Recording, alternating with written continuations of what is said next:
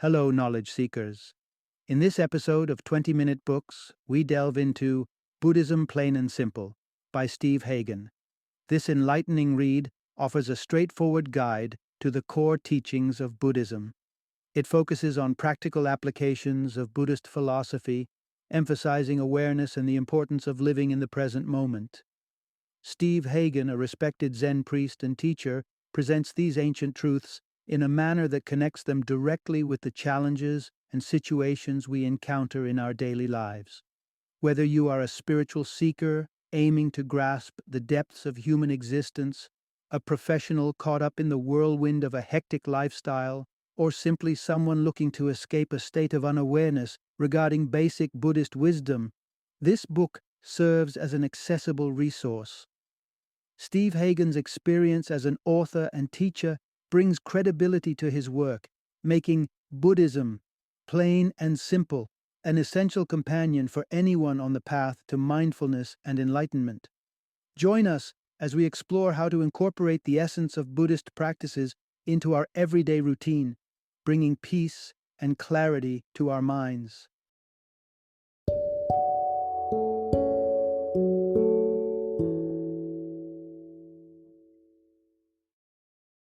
Buddhism, plain and simple, the practice of being aware, right now, every day.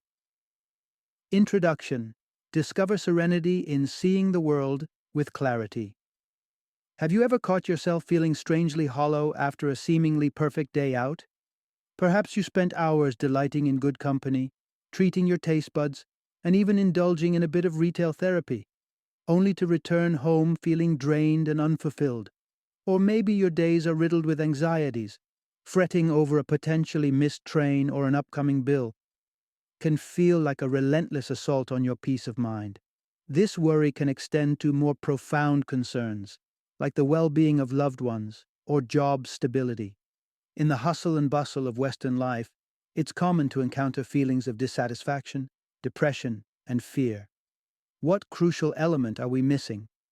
Interestingly, many prominent figures, including Bill Clinton, Philip Glass, Orlando Bloom, and Tina Turner, have found solace in the teachings of Buddhism.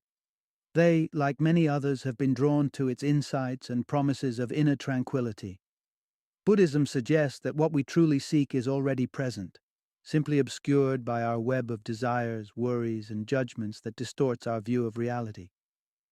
The good news is that it's within our reach to peel back this veil and connect with the world as it truly is, free from our internal biases and preconceptions. Throughout this exploration, you'll uncover profound lessons, including the concept that the self may be an illusion, strategies to direct your energy and efforts with purpose, and the unexpected wisdom that can be gleaned from something as mundane as a leaky faucet, illuminating the path to mindfulness. Part 1. Embrace the present to unlock a life of contentment. Do pangs of emptiness and a sense of unfulfillment shadow your days, despite seemingly having it all? If you're grappling with an elusive discontent, unable to pinpoint the source of your sorrow, perhaps the ancient wisdom of Buddhism holds the key to your tranquility. We often find ourselves suffering not from the situations at hand, but from our relentless tendency to weigh them against our personal expectations and desires. The trouble is that our habitual way of living pulls us relentlessly away from the here and now, where life's true essence unfolds. Consider how we incessantly judge ourselves, others, and the circumstances we encounter, all based on preconceived notions. A rainy summer day becomes a source of gloom, simply because it clashes with our sunny expectations. If we aren't busy crafting new disappointments, we're occupied with superficial desires, yearning for the latest car, a bigger house, or flawless skin. These desires and expectations act as a barrier, preventing us from fully engaging with the world around us. We fail to appreciate the simple joy of a cool rain because we're too fixated on the absence of sunshine we had set our hearts on. This perspective leads to unhappiness for two primary reasons. First, it starves us of genuine experiences, the richness of which can only be savored when we embrace the reality of the present moment. Second, by expecting the world to conform to our wishes, we're essentially setting ourselves up for a perpetual cycle of disappointment.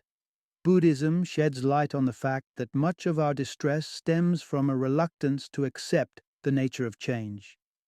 We often view change as a harbinger of endings and loss, which includes the ultimate fear of death. Caught in a whirlwind of confusion, fear, and dissatisfaction, it begs the question, how can we learn to perceive reality as it truly is? The practice of Buddhism doesn't suggest renouncing control, it invites the realization that control was an illusion to begin with. Life, in its very essence, is a symphony of change. We're born, we grow, age, and eventually pass. These transformations are beyond our command. Everything and everyone is subject to change, and embracing this constant flux is the first step towards inner peace. Part 2. Finding peace through wise practices and mindful thought. Imagine Buddhist teachings as a vessel capable of guiding you across the vast lake of human suffering, a concept known in Buddhism as dukkha. On this journey, 8 vital practices serve as your oars: right view, right intention, right speech, right action, right livelihood, right effort, right mindfulness, and right meditation.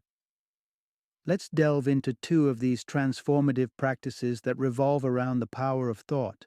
To cultivate a peaceful state of mind, one must release the grip on rigid concepts that frame our perception of the world. Life is an ever-flowing tapestry, continuously evolving, much like the ceaseless cycle of life or water-changing state from liquid to vapor to ice. Yet, we often attempt to solidify fleeting moments into steadfast concepts and opinions. It's akin to gazing into a kaleidoscope and obsessing over a single pattern, dismissing the infinite array of possible perspectives. Take, for example, a young boy who befriends a rat. In his eyes, the rat is a cherished pet, friendly and endearing. Conversely, his mother views the rat as an unwelcome, dirty pest. Both perspectives are subjective and incomplete, creating fertile ground for conflict should the mother decide to remove the rat from their home. By abstaining from judgment of others' viewpoints and refraining from imposing our own subjective interpretations, we smooth out the path for understanding and harmony. This aligns with what the Buddha referred to as the right view. The right intention, then, is a steadfast commitment to perceive the reality as it unfolds before us. It involves the conscious choice to anchor oneself in the present moment, maintaining awareness and a state of wakefulness devoid of the need for anything more than what exists right now. In essence, the right intention signifies a dedication to apply the right view, consistently and with unwavering determination. Part 3. Embrace effort and awareness to journey towards inner peace. In understanding the fabric of Buddhist practices, right intention positions us to see the world authentically. But how do we translate this into daily life? It's not about exerting forceful efforts toward enlightenment. Rather, the Buddha emphasized the concept of right effort as judicious action and thought, avoiding unnecessary strain and letting go of a need to manipulate the uncontrollable.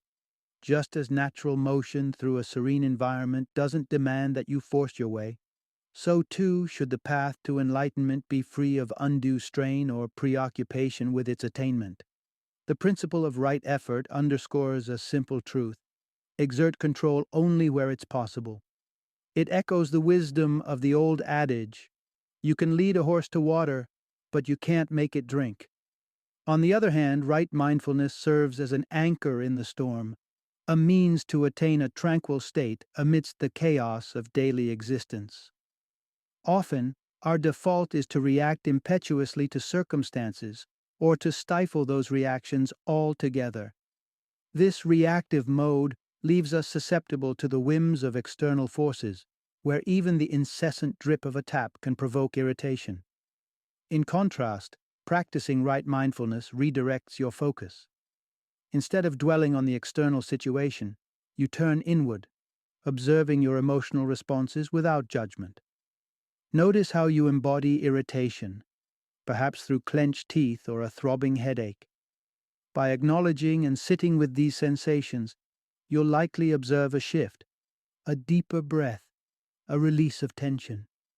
This mindful practice ushers in a soothing calm. Through engaging in right mindfulness, you'll come to recognize that the root of discomfort often lies in your reactions, fueled by your own thoughts and attitudes. By addressing these internal responses instead of fixating on external provocations, you can navigate life with a newfound sense of serenity. Part 4. Exploring the fluidity of the self in the stream of life. As we navigate through life, we echo the philosophical inquiries that have perplexed humanity since Buddha's era, pondering over our essence and the fate of our existence post-mortem. We often operate under the assumption that each person harbors a unique self, a singular personality that defines who we are. Yet this notion of the self has been the crux of philosophical debates for ages. One line of thought, notably present in Hinduism, posits the belief in an immortal soul, termed Atman, temporarily residing within our mortal coil. On the flip side, materialism argues that our existence is solely a blend of physical substance and mental activity. When our bodies perish, so too does our consciousness. This view aligns both with certain contemporary atheistic perspectives and ancient Indian philosophy. Buddhism, however, critiques both schools of thought for clinging to an illusion. The concept of a self, personality, soul, or self strives to crystallize moving, dynamic experiences into static labels. It's as if we perceive ourselves as corks bobbing along in the river of time. Rejecting these rigid classifications, Buddhism points out that we are ever-evolving entities.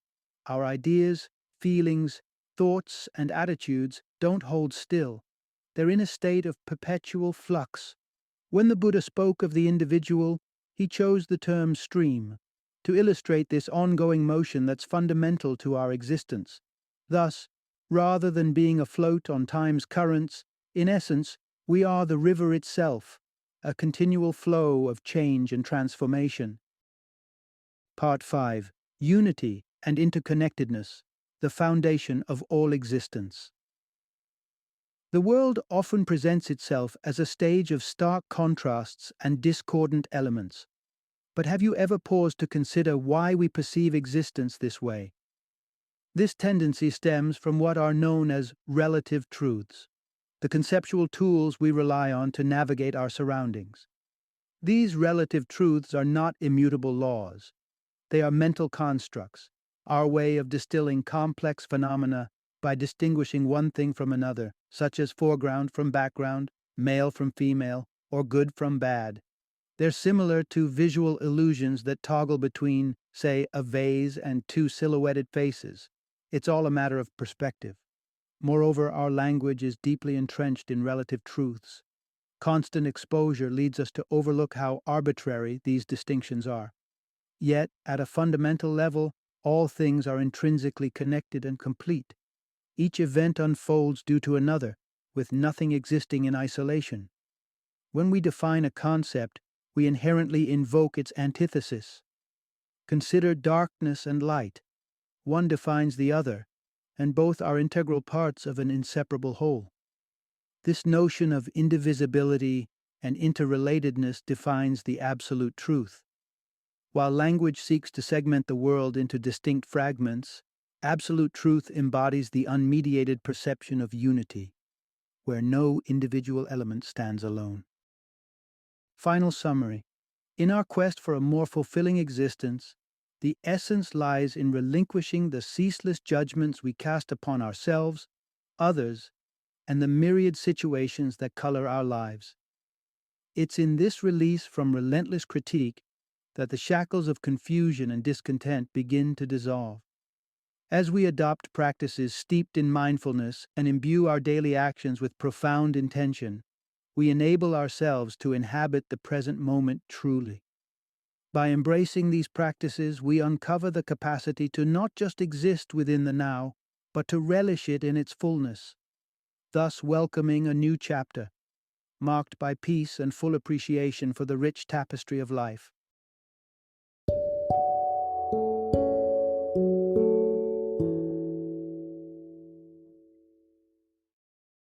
Thank you for joining me today on this journey of learning and discovery as we explored the insights of another thought-provoking book in our growing library of knowledge. If you've enjoyed our time together, please take a moment to follow our podcast, give us a 5-star rating, and share 20-minute books with other knowledge seekers. Your support truly means a lot. Don't forget to join me again in the next episode, where we will delve into another enriching book.